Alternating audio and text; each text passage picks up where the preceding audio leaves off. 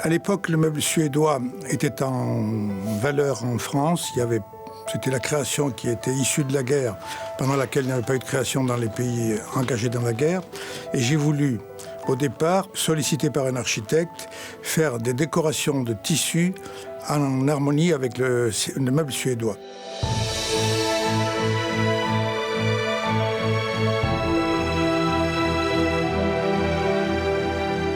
La première décision importante, c'est de vendre directement aux particuliers des produits valorisés au maximum par le travail à la main. Pour cela, j'ai commencé à acquérir une galerie à Saint-Germain-des-Prés pour présenter les collections que j'allais faire. J'ai monté un atelier de tapisserie à Aubusson.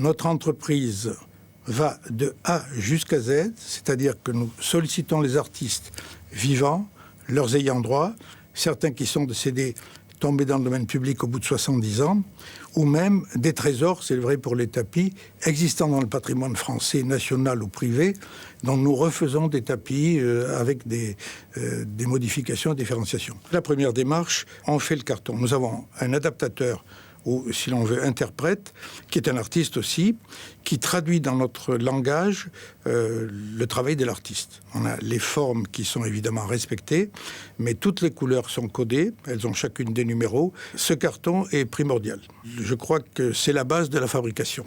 J'ai créé ma propre teinturerie pour être sûr que nos propres couleurs nous appartiennent. Elles ne sont pas exclusives. Nous en avons 800 qui, mélangées entre elles, puisque souvent nous passons 4 fils, parfois de couleurs différentes, dans le tissage, ce qui fait à peu près 10 000 couleurs qu'on pourrait réaliser, c'est assez extraordinaire. Il y a à peu près un teinturier par demi-siècle. Moi, j'ai hérité de celui qui est là-bas, je l'ai amené chez moi, on a construit le teinturier avec lui, on en a formé d'autres depuis, mais le teinturier est primordial.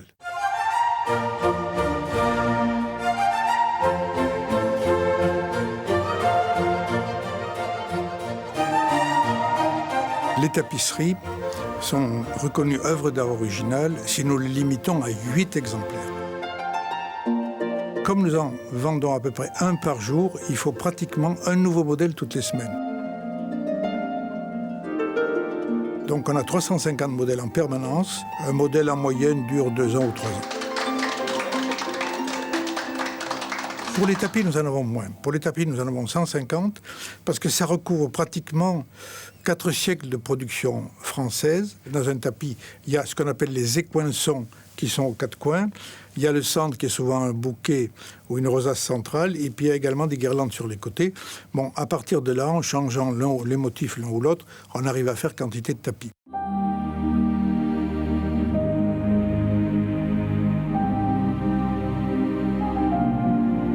Lorsque nous avons de très grandes tapisseries, c'est un travail qui demande des métiers parfois exceptionnels. Je pense par exemple à celle qui est très gratifiante. C'est une tapisserie de 85 mètres carrés de l'artiste Follon, celui qui illustrait à un moment donné l'entrée d'Antenne 2, qui est faite effectivement de l'homme volant qui se transforme en oiseau et en poisson et qui est adapté à un mur convexe pour le Palais des Congrès de Monaco. C'est une tapisserie qui a été commandée par le prince Régnier. Bon, à part ça, nous avons des tapisseries au Japon, nous avons des tapisseries, bien sûr, dans les pays arabes. Nous en avons en Suisse. On en a fait pas mal pour le Brésil aussi. On a fait de très belles tapisseries avant 81 pour les Saoudiens. On a une tapisserie à peu près de 40 mètres carrés, une chevauchée, une cavalcade style arabe, qui est magnifique, absolument magnifique.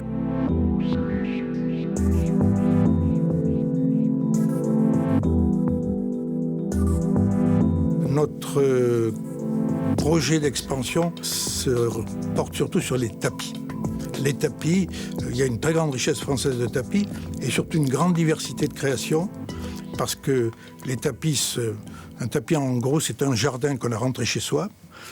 Nous avons des clients depuis quelques années pour les tapis qui veulent que ça soit fait par la firme d'Aubusson. Nous avons obtenu de l'Éducation nationale, il y a 5 ans, d'être une entreprise qui était agréée pour formés, enfin, du moins préparés au CAP de l'ICIE. Nous sommes la seule qui a cet agrément.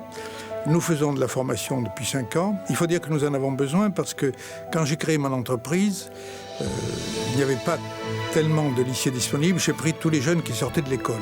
Donc ils arrivent à la retraite aujourd'hui. Beaucoup sont déjà partis d'ailleurs. Donc nous avons un besoin de formation et nous la faisons sur place. On fait ce qu'on appelle formation en brevet professionnel, mais il n'y a plus de formation nationale de la tapisserie. C'est nous-mêmes qui le faisons. J'ai créé une entreprise qui a besoin de s'adapter aux grands problèmes d'aujourd'hui de la mondialisation. Pour nous, c'est réussi. Et ça peut être une référence dans certains domaines pour la France.